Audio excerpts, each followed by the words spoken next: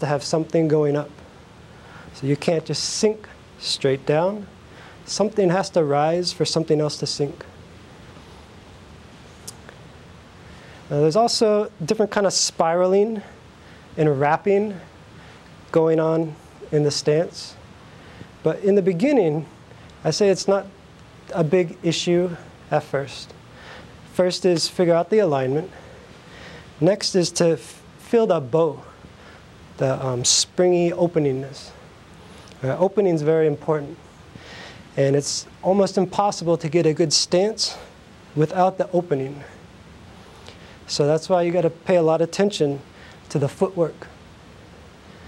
Take the time, shift the weight, step, step out, but don't fall into your step. Shift, turn out, step, shift, and go back. Step back, step back. And the last thing that people usually do to cheat is that they'll push off of one foot. So when they're shifting the weight back to bring the leg in, they'll usually use this foot to push off of. And they push themselves back to bring the weight back. Now this way is cheating. This is not a good thing to do. So this is like out of balance. So shift back, sink onto the back leg to bring this one in.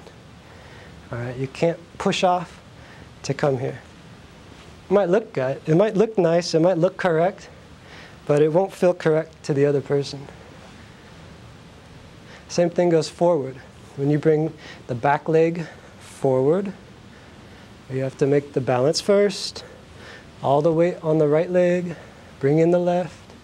You can't push off of that one to bring the weight forward. Okay, sink into the right leg, this one, let go.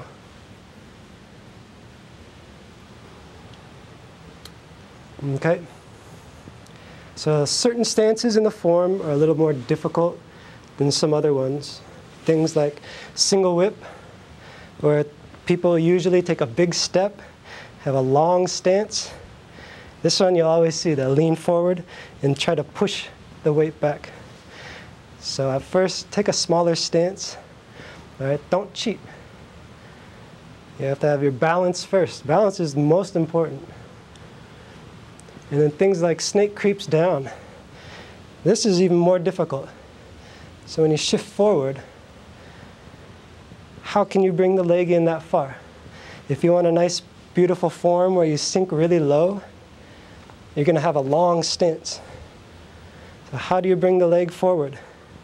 That's why in the beginning, use a shorter stance. It takes a lot less effort of your own, and probably more beneficial for the health in the beginning.